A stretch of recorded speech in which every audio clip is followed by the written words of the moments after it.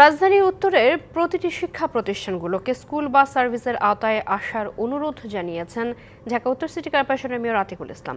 রাজধানী Banani বিদ্যানিকেতনে school and কলেজে DNCC smart school bus সার্ভিসের উদ্বোধনের সময় এই আহ্বান জানিয়েছেন তিনি।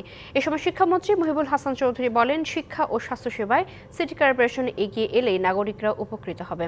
প্রধানমন্ত্রী শেখ হাসিনার নির্দেশনা অনুযায়ী সকল সিটি কর্পোরেশনকে এমন উদ্যোগে এগিয়ে আসা উচিত বলে মনে করেন তিনি।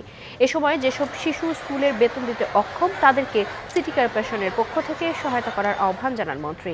অনুষ্ঠানে ডিএমপি কমিশনার হাবিবুর রহমান বলেন, রাজধানীর 2000 শিক্ষা প্রতিষ্ঠানের শিক্ষার্থীদের জন্য স্মার্ট বাস সার্ভিস চালু করতে পারলে যানজট থেকে নগরবাসী রেহাই পেতে পারে।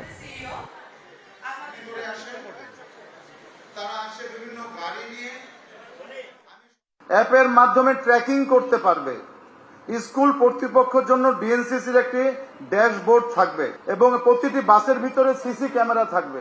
আজকে আমাদের যে যাত্রা শুরু, এই যাত্রার মাধ্যমে আমরা অন্যান্য স্কুল থেকে আমন্ত্রণ জানাবো। শিক্ষা এবং স্বাস্থ্য, যেটা আমাদের অত্যন্ত গুরুত্বপূর্ণ দুটো বিষয়, সেইখানে যদি তাদের বিনিয়োগ, সরকারের যে অর্থ যে শিক্ষায় বিনিয়োগ করছেন তার সাথে নগর কর্তৃপক্ষ, সিটি কর্পোরেশন যখন সেখানে যুক্ত হবে, সেটা একটা ভিন্ন মাত্রা পায়।